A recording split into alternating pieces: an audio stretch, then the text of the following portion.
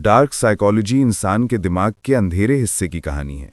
ये वो जगह है जहां भावनाएं तर्क से बड़ी बन जाती हैं, जहां नियंत्रण की भूख प्यार से गहरी होती है और जहां इंसान खुद को समझते समझते दूसरों को काबू करना सीख जाता है। हर व्यक्ति के भीतर दो हिस्से होते हैं, एक जो दुनिया को दिखता है, दूसरा जो भीतर छिपा रहता है। यही दूसरा हिस्सा डार्क साइकोलॉजी की नींव है। जब कोई व्यक्ति दूसरों की कमजोरी पहचान लेता है तो वह उन्हें बिना बोले नियंत्रित कर सकता है। ये नियंत्रण शब्दों से नहीं, भावनाओं से शुरू होता है। जब किसी के दिल में डर भरो या चाहत पैदा कर दी जाती है तो उसके निर्णय तुम्हारे हो जाते हैं। यही डार्क माइंड की शक्ति है। जो व्यक्ति दूसरों की भावनाओं की भाषा समझ लेता है वो बिना बोले दूसरों के फैसले बदल सकता है। दुनिया में सबसे बड़ा खेल दिमाग के अंदर खेला जाता है। जब कोई तुम्हारे दिमाग में ये सोच बैठा दे कि तुम गलत हो और वही सही है तो तुम धीरे धीरे खुद को बदलने लगते हो। ये मैनिपुलेशन का पहला कदम है। इस खेल का दूसरा कदम है भरोसा। भरोसा सबसे खतरनाक औजार है, क्योंकि जब कोई व्यक्ति तुम पर भरोसा कर लेता है तब वो तुम्हारे शब्दों को सच मानने लगता है। वो सोचता नहीं, बस मान लेता है, और वहीं से वो तुम्हारे नियंत्रण में आता है। डार्क साइकोलॉजी इसी प्रक्रिया को समझाती है। ये बताती है कि कैसे शब्दों के बिना इंसान के विचारों को मोड़ा जा सकता है। भावनाओं की पकड़ इस कला का केंद्र है। डर, ईर्ष्या, गुस्सा, मोह, असुरक्षा और सम्मान की चाह, ये सभी बटन हैं जिन्हें दबाकर किसी को भी अपनी मर्जी से चलाया जा सकता है। मैनिपुलेटर यही बटन पहचानते हैं। वे जानते हैं कि किसे डर दिखाना है, किसे मोह देना है, किसे सहानुभूति में फंसाना है और किसे सम्मान की चादर उड़ा के अपने नीचे लाना है। ये सब खेल दिमाग के अंदर चलता है, और जिसे ये समझ नहीं आता वो हमेशा किसी न किसी के नियंत्रण में रहता है। डार्क साइकोलॉजी सिखाती है कि अपने दिमाग को किसी और के हाथ में मत दो, क्योंकि जो तुम्हारे विचारों को पढ़ सकता है वो तुम्हारे भविष्य को भी तय कर सकता है। इंसान की सोच का सबसे कमजोर बिंदु उसकी भावनाएं होती हैं। जब कोई तुम्हें यह महसूस करा दे कि वो तुम्हें समझता है तो तुम्हारा दिमाग उसकी ओर झुक जाता है। तुम उसे अपनी भावनाओं की चाबी दे देते हो और फिर वही चाबी तुम्हारे खिलाफ इस्तेमाल होती है। ये प्रक्रिया इतनी सहज होती है कि तुम्हें पता भी नहीं चलता कि तुम कब अपने निर्णयों से दूर हो गए और किसी और की सोच में फंस गए। डार्क साइकोलॉजी हमें ये चेतावनी देती है कि हर मुस्कुराहट भरोसे लायक नहीं होती, हर मदद के पीछे इरादा साफ नहीं होता और हर प्रेम हमेशा प्रेम नहीं होता। कभी कभी ये नियंत्रण का तरीका होता है। दिमाग का असली मालिक वही बनता है जो अपने विचारों को खुद दिशा दे सके। जब कोई व्यक्ति अपने भीतर के भय को समझ लेता है तो कोई बाहरी शक्ति उसे कंट्रोल नहीं कर सकती। जो अपने मन को जीत लेता है वही बाहरी दुनिया पर अधिकार पा लेता है। मैनिपुलेटर का सबसे बड़ा हथियार सहानुभूति का दिखावा है। वो पहले तुम्हें समझने का नाटक करेगा, तुम्हारी बातों में हाँ मिलाएगा, तुम्हारे दुख को अपनी भाषा में दोहराएगा ताकि तुम्हें लगे कि वो तुम्हें गहराई से जानता है। और जब तुम्हारा मन खुल जाएगा तब वो तुम्हारे ही शब्दों से तुम्हें घेर लेगा। यही भावनात्मक जाल है जिसमें सबसे बुद्धिमान लोग भी फंस जाते हैं। मैनिपुलेटर का लक्ष्य तुम्हें बदलना नहीं होता, उसका लक्ष्य तुम्हारे निर्णयों को अपने हिसाब से मोड़ना होता है। वो ये नहीं कहता कि ये करो, वो बस स्थिति ऐसी बना देता है कि तुम्हें लगे यही सही है, यही रास्ता तुम्हारा है, और तुम खुद ही वैसा कर देते हो जैसा वो चाहता है। डार्क साइकोलॉजी हमें यह भी सिखाती है कि इस खेल से बचने का तरीका आत्म जागरूकता है। जब तक तुम खुद को नहीं समझोगे तब तक कोई और तुम्हें समझकर चला जाएगा। अगर तुम्हें अपने डर का स्रोत मालूम है तो कोई भी व्यक्ति उस डर का इस्तेमाल नहीं कर पाएगा। अगर तुम्हें अपनी चाहतों का एहसास है तो कोई भी व्यक्ति उन पर कब्जा नहीं कर पाएगा। आत्म जागरूकता ही सबसे बड़ी ढाल है जो तुम्हें मानसिक नियंत्रण से बचाती है। डार्क माइंड केवल दूसरों पर नहीं, अपने ऊपर भी काम करता है, क्योंकि जो दूसरों को समझना चाहता है उसे पहले खुद को पहचानना पड़ता है। जब तुम अपने विचारों की जड़ तक पहुंचते हो तभी तुम समझ पाते हो कि कौन तुम्हें चलाने की कोशिश कर रहा है और कौन तुम्हारा भला चाहता है। इस ज्ञान का गलत उपयोग विनाश लाता है, लेकिन सही उपयोग जीवन में स्पष्टता देता है। डार्क साइकोलॉजी ये नहीं कहती कि दूसरों को कंट्रोल करो, ये कहती है कि खुद को कंट्रोल करो ताकि कोई तुम्हें नियंत्रित ना कर सके। जब तुम अपनी भावनाओं को पहचानते हो तो तुम उन्हें दिशा दे सकते हो। जब तुम दूसरों की भावनाओं को पहचानते हो तो तुम उन्हें समझ सकते हो, और यही समझ तुम्हें शक्तिशाली बनाती है। शक्ति वही नहीं जो दूसरों को झुका दे, असली शक्ति वो है जो खुद को झुकने से बचा ले। जो व्यक्ति अपनी सोच का मालिक बन जाता है वो कभी किसी का गुलाम नहीं बनता, और यही डार्क साइकोलॉजी का सिद्धांत है। इंसान के भीतर का अंधेरा तब खतरनाक नहीं होता जब उसे पहचाना जाए, वो खतरनाक तब होता है जब उसे अनदेखा किया जाए। इसलिए खुद के भीतर झांको, अपनी कमजोरी पहचानो, अपने डर का सामना करो, अपनी सोच को समझो। यही वो रास्ता है जिससे तुम मन के अंधेरे से निकलकर अपनी डार्क साइकोलॉजी का तीसरा स्तर मन के गहरे खेलों का विज्ञान है, जहां शब्द नहीं बल्कि सोचें टकराती हैं। यहाँ इंसान खुद से लड़ता है और अनजाने में दूसरों की सोच का हिस्सा बन जाता है। ये वो जगह है जहां नियंत्रण दिखाई नहीं देता लेकिन महसूस होता है। जो लोग मानसिक नियंत्रण की गहराई को समझ लेते हैं, वे जानते हैं कि इंसान का व्यवहार उसके डर और इच्छाओं से नियंत्रित होता है। जब तक डर बना रहता है, तब तक स्वतंत्रता सिर्फ भ्रम है। डार्क माइंड इसे समझता है और उसी डर के इर्द गिर्द अपने जाल बुनता है। वो तुम्हें कभी पूरी तरह डराता नहीं, क्योंकि डर अगर खुल जाए तो व्यक्ति लड़ता है। वो बस इतना डर देता है कि तुम उसके पास सुरक्षित महसूस करो, और यही सुरक्षा धीरे धीरे कैद बन जाती है। इंसान हमेशा उस व्यक्ति की ओर झुकता है जो उसे सुरक्षा देता है। यह प्राकृतिक प्रवृत्ति है। यही प्रवृत्ति मानसिक नियंत्रण की नींव बनती है। एक कुशल मैनिपुलेटर पहले सुरक्षा देता है, फिर दिशा बदल देता है। धीरे धीरे वो तुम्हें यह महसूस कराता है कि उसके बिना तुम अधूरे हो, और जब ये भावना गहराई में उतर जाती है, तब तुम अपनी स्वतंत्रता खो चुके होते हो। ये प्रक्रिया किसी एक क्षण में नहीं होती, ये महीनों या वर्षों तक चलती है, और जब तक तुम्हें एहसास होता है, तब तक तुम्हारा मन पहले ही बन चुका होता है। डार्क साइकोलॉजी में भावनात्मक आदतें सबसे खतरनाक हथियार हैं। जब कोई व्यक्ति किसी दूसरे की उपस्थिति या स्वीकृति का आदी बन जाता है, तब उसका दिमाग उस व्यक्ति की इच्छा के अनुसार प्रतिक्रिया देने लगता है। उसे ये लगता है कि वो खुद सोच रहा है, लेकिन वास्तव में उसकी सोच दिशा बदली जा चुकी होती है। यही वो जगह है जहां मैनिपुलेशन स्थायी रूप लेता है। एक बार जब किसी की मानसिक प्रतिक्रिया नियंत्रित हो जाती है, तो उसके निर्णय, उसकी प्राथमिकताएं, यहां तक कि उसका नैतिक बोध भी बदल सकता है। ये नियंत्रण सबसे खतरनाक रूप है, क्योंकि यह बाहरी नहीं, आंतरिक होता है। जो लोग डार्क साइकोलॉजी समझते हैं, वे जानते हैं कि मैनिपुलेशन केवल संबंधों तक सीमित नहीं है। यह समाज, राजनीति, व्यापार, हर जगह मौजूद है। हर व्यक्ति को किसी न किसी रूप में प्रभावित किया जा रहा है। विज्ञापन हमारी इच्छाएं तय करते हैं, मीडिया हमारे विचार दिशा देता है, और समाज के नियम हमारे व्यवहार को सीमित करते हैं। ये सब नियंत्रण के विभिन्न रूप हैं। केवल फर्क इतना है कि यहाँ मैनिपुलेटर सामने नहीं दिखता, वो व्यवस्था के भीतर छिपा होता है। डार्क साइकोलॉजी हमें ये देखने की क्षमता देती है कि कौन हमारे विचारों को संचालित कर रहा है और किस लाभ के लिए। एक सच्चा जागरूक व्यक्ति वो है जो हर जानकारी को बिना भावनाओं के देख सके, क्योंकि भावनाएं निर्णय को धुंधला करती हैं। जब कोई खबर तुम्हारे भीतर गुस्सा या डर पैदा करे, तो समझो कि ये तुम्हें सोचने से रोकने का तरीका है। वही सबसे गहरा मानसिक नियंत्रण है जिसे आज की दुनिया में मास स्केल पर लागू किया जा रहा है। डार्क साइकोलॉजी सिखाती है कि किसी भी विचार को तुरंत सच मत मानो। पहले देखो कि वो विचार तुम्हारे अंदर क्या भावना पैदा कर रहा है, क्योंकि वही भावना तय करती है कि तुम कैसे व्यवहार करोगे। इस ज्ञान का सबसे बड़ा उपयोग आत्म-मुक्ति में है। जब तुम दूसरों की चाल समझने लगते हो, तो तुम्हें एहसास होता है कि तुम खुद कितनी बार उनके जाल में फंस चुके हो। ये एहसास शुरुआत में दर्द देता है, लेकिन यही दर्द मुक्ति की पहली सीढ़ी है। जागरूकता का जन्म तभी होता है जब अंधकार को पहचान लिया जाए।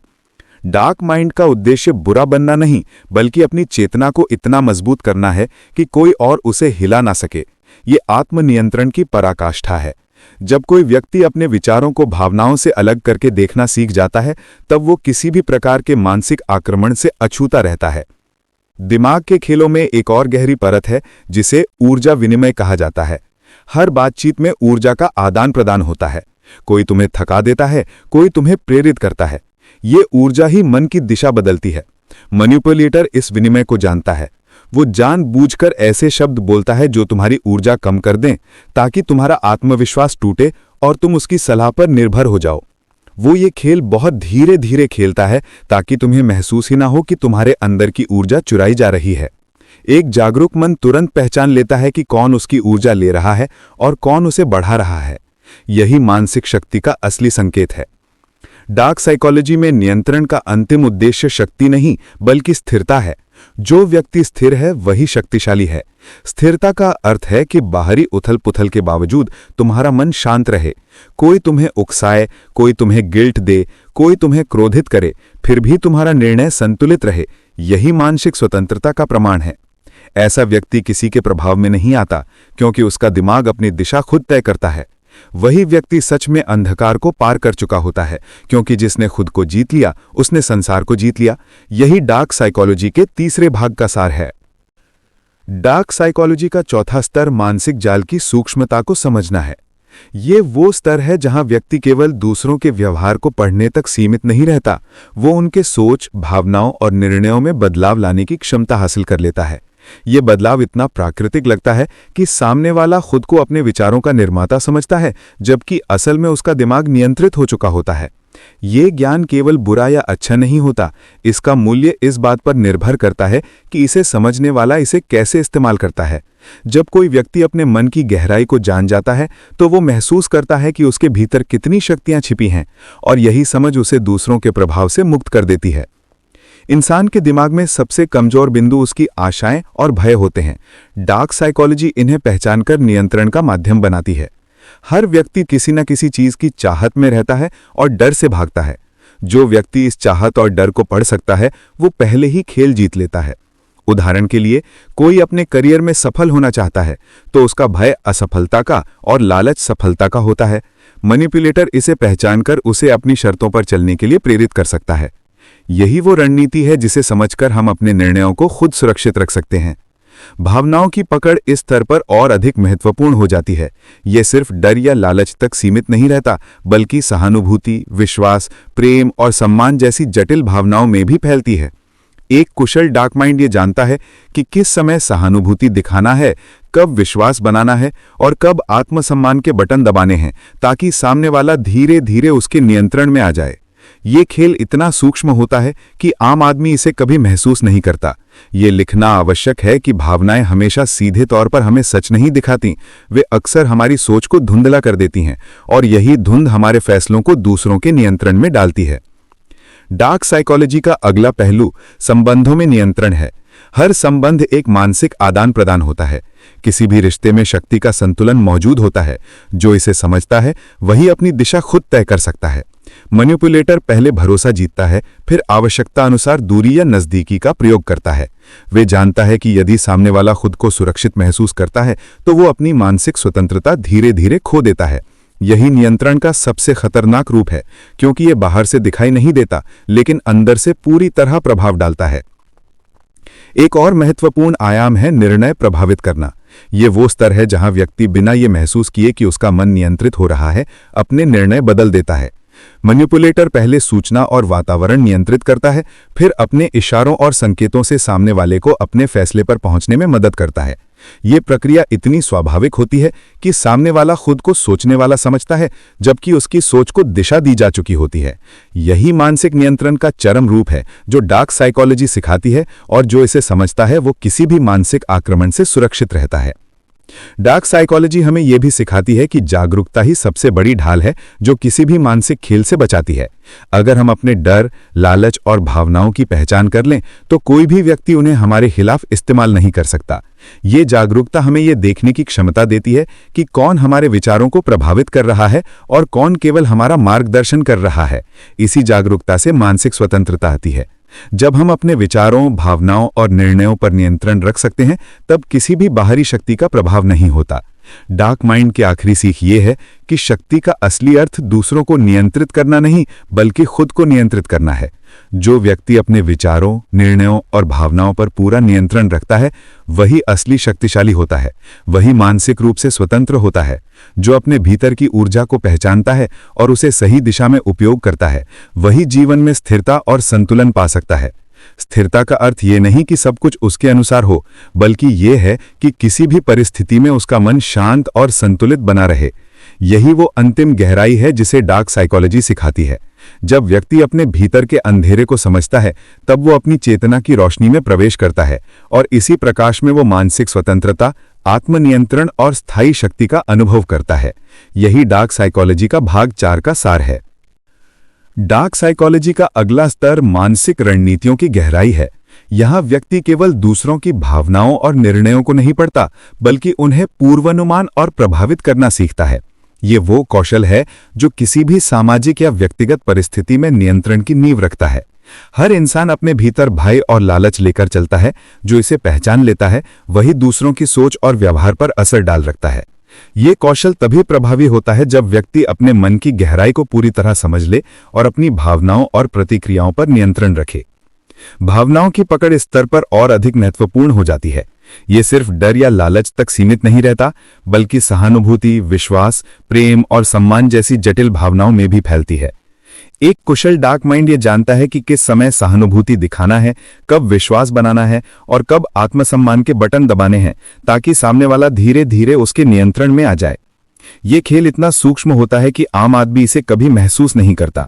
ये लिखना आवश्यक है कि भावनाएं हमेशा सीधे तौर पर हमें सच नहीं दिखाती, वे अक्सर हमारी सोच को धुंधला कर देती हैं और यही धुंध हमारे फैसलों को दूसरों के नियंत्रण में डालती है। डार्क साइकोलॉजी का अगला पहलू संबंधों में नियंत्रण है। हर संबंध एक मानसिक आदान प्रदान होता है। किसी भी रिश्ते में शक्ति का संतुलन मौजूद होता है। जो इसे समझता है वही अपनी दिशा खुद तय कर सकता है। मैनिपुलेटर पहले भरोसा जीतता है, फिर आवश्यकता अनुसार दूरी या नजदीकी का प्रयोग करता है। वे जानता है कि यदि सामने वाला खुद को सुरक्षित महसूस करता है तो वो अपनी। डार्क साइकोलॉजी का ये छठा चरण वह बिंदु है जहां मनुष्य का मन न केवल दूसरों को समझने की क्षमता प्राप्त करता है, बल्कि वास्तविकता के मायाजाल को भी पहचानने लगता है। जब व्यक्ति इस स्तर तक पहुंचता है तो उसे ये दिखने लगता है कि लोगों की अधिकतर क्रियाएं उनके सचेत निर्णयों से नहीं, बल्कि अवचेतन प्रोग्रामिंग से संचालित होती हैं। हर इंसान के भीतर बचपन से ही कुछ विचार, भय और विश्वास इस तरह रोपित कर दिए जाते हैं कि वे उसकी पूरी जिंदगी की दिशा तय कर देते हैं।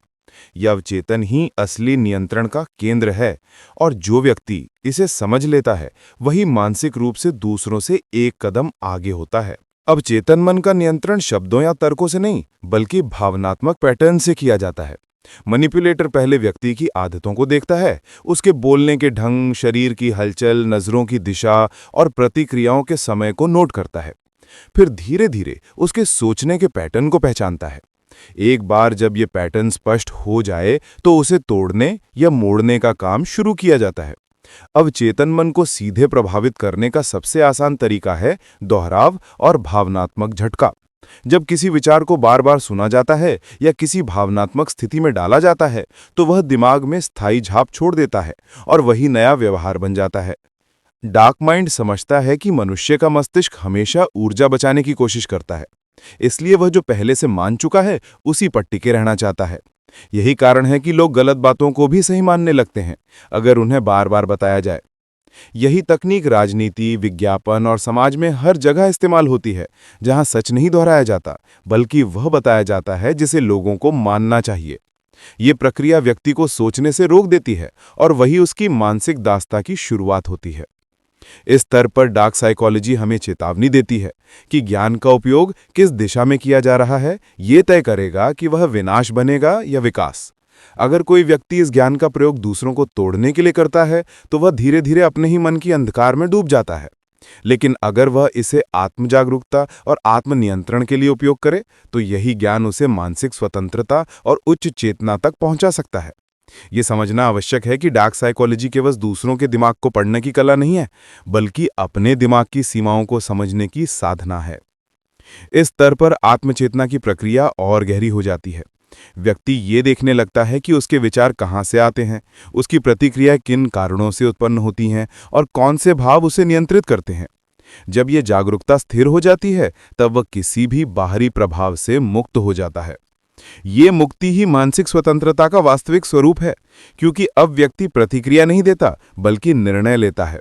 वह भावनाओं का दास नहीं बल्कि उनका स्वामी बन जाता है, और यही डार्क साइकोलॉजी का सबसे परिष्कृत रूप है।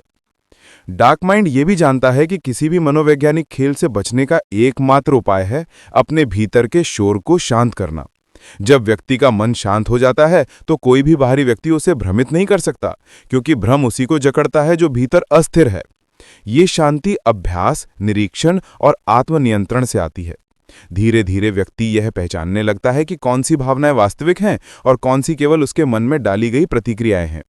इस पहचान से उसके निर्णय शुद्ध और स्पष्ट हो जाते हैं। इस स्तर पर मैनिपुलेटर से आगे बढ़ने वाला व्यक्ति वही होता है जो खुद को समझ लेता है, क्योंकि जब आप खुद को समझ लेते हैं तो कोई और आपको नियंत्रित नहीं कर सकता। यह समझना इस विज्ञान का अंतिम उद्देश्य है कि सच्ची शक्ति नियंत्रण में नहीं बल्कि स्वतंत्रता में है। जो व्यक्ति अपने भीतर की अंधेरी ऊर्जा को समझकर उसे प्रकाश में बदल देता है, वही सचमुच शक्तिशाली होता है, क्योंकि अब वह किसी खेल का हिस्सा नहीं बल्कि खेल का निर्माता बन जाता है। उसकी सोच अब दूसरों से प्रभावित नहीं होती, बल्कि वह खुद अपनी दिशा तय करता है। यही वो स्थिति है जिसे मनोविज्ञान में पूर्ण चेतना कहा जाता है। जब मनुष्य इस स्तर तक पहुंचता है तो उसे यह एहसास होता है कि हर विचार, हर निर्णय और हर प्रतिक्रिया केवल बाहरी प्रभावों का परिणाम नहीं होती, बल्कि वह उसकी आत्मा की गहराई से उत्पन्न होती है, और तब वह बाहरी दुनिया के खेलों से ऊपर उठ जाता है। यही डार्क साइकोलॉजी की अंतिम अवस्था की शुरुआत है, जहां व्यक्ति अपने भीतर के अंधकार को समझकर उसका स्वामी बन जाता है, और जो अपने अंधकार पर विजय पा लेता है वही असली रोशनी को धारण करने का अधिकारी बनता है। यही इस अध्याय का सार है। डार्क साइकोलॉजी का 7वां स्तर वह अवस्था है जहां इंसान अपने विचारों और दूसरों की सोच के बीच के अदृश्य संबंध को देखना शुरू करता है। यहां व्यक्ति समझता है कि हर मानसिक प्रतिक्रिया केवल व्यक्तिगत नहीं होती, बल्कि ऊर्जा के आदान प्रदान का परिणाम होती है। जब दो व्यक्ति बातचीत करते हैं तो वे केवल शब्दों का नहीं बल्कि मानसिक कंपन का भी आदान प्रदान करते हैं। यही कंपन धीरे धीरे उनके विचारों को प्रभावित करता है, और यह प्रभाव इतना सूक्ष्म होता है कि अधिकांश लोग इसे अनुभव करते हुए भी पहचान नहीं पाते। जो व्यक्ति इस स्तर तक पहुंचता है वो ये देख सकता है कि कौन सी भावना किस दिशा में बह रही है और कौन सा विचार किस इरादे से फैलाया जा रहा है। यहां मनोवैज्ञानिक नियंत्रण अब बाहरी तकनीक का खेल नहीं रहता, बल्कि ये ऊर्जा और इरादे का विज्ञान बन जाता है। इरादा यानी इंटेंशन मन की वह सूक्ष्म शक्ति है जो शब्दों से अधिक प्रभावशाली है। जब कोई व्यक्ति किसी को प्रभावित करना चाहता है तो उसके शब्दों से पहले उसका इरादा काम करता है। यह इरादा सामने वाले के अवचेतन में प्रवेश करता है और धीरे धीरे उसकी सोच को बदल देता है। अगर यह इरादा साफ, स्थिर और केंद्रित हो तो वह बिना बोले भी प्रभाव डाल सकता है। यही कारण है कि कुछ लोग केवल उपस्थित होने से ही माहौल बदल देते हैं, क्योंकि उनकी मानसिक ऊर्जा केंद्रित और शक्तिशाली होती है। डार्क साइकोलॉजी यहां यह सिखाती है कि यदि हम इस इरादे को नियंत्रित कर लें तो कोई बाहरी व्यक्ति हमें प्रभावित नहीं कर सकता। इसके लिए सबसे पहले आवश्यक है अपने भीतर की ऊर्जा को संतुलित करना। ये ऊर्जा तब स्थिर होती है जब मन स्थिर होता है। मन की स्थिरता बिना संघर्ष के नहीं आती। उसके लिए व्यक्ति को अपने भीतर के हर डर, हर इच्छा और हर अपूर्णता को पहचानना पड़ता है। जब वो उन्हें स्वीकार कर लेता है तो वे भावनाएं उसके खिलाफ काम करना बंद कर देती हैं, और वही स्वीकृति उसे भीतर से मजबूत बनाती है। इस स्तर पर इंसान ये समझता है कि मैनिपुलेशन केवल बाहरी साधन नहीं बल्कि आंतरिक असंतुलन का दर्पण है। जब कोई व्यक्ति किसी को नियंत्रित करने की कोशिश करता है तो वास्तव में वह अपने भीतर की असुरक्षा को छिपाने का प्रयास कर रहा होता है। जो व्यक्ति भीतर से स्थिर है उसे दूसरों को नियंत्रित करने की आवश्यकता नहीं होती। वह अपने प्रभाव से ही चीजों को सही दिशा में बहने देता है। इस समझ से व्यक्ति बाहरी संघर्ष से मुक्त हो जाता है और अपने मानसिक स्तर को ऊपर उठाता है। यही बिंदु है जहां डार्क साइकोलॉजी आध्यात्मिक समझ में बदलने लगती है। मन की ये यात्रा तब पूर्ण होती है जब व्यक्ति अपने विचारों के स्रोतों को पहचान लेता है।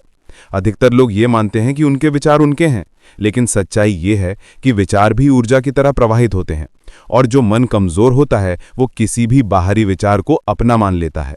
इसलिए सबसे जरूरी है अपने विचारों पर पहरा लगाना। विचारों की रक्षा करना ही मानसिक स्वतंत्रता की रक्षा है। जब व्यक्ति ये जान लेता है कि कौन से विचार उसके हैं और कौन से केवल बाहरी प्रभाव हैं, तब वह सचमुच स्वतंत्र हो जाता है। यही स्थिति मन की परिपक्वता कहलाती है। डार्क माइंड की ये अवस्था केवल दूसरों को समझने की नहीं बल्कि ब्रह्मांडीय चेतना से जुड़ने की होती है। यहां व्यक्ति ये अनुभव करता है कि हर इंसान एक ही ऊर्जा से जुड़ा हुआ है। नियंत्रण और स्वतंत्रता का खेल केवल अज्ञान के कारण है। जब ज्ञान आता है तो नियंत्रण की आवश्यकता समाप्त हो जाती है, क्योंकि व्यक्ति ये समझ लेता है कि सब कुछ अपनी जगह पर सही है और केवल उसकी प्रतिक्रिया ही तय करती है कि वह कैसा अनुभव करेगा।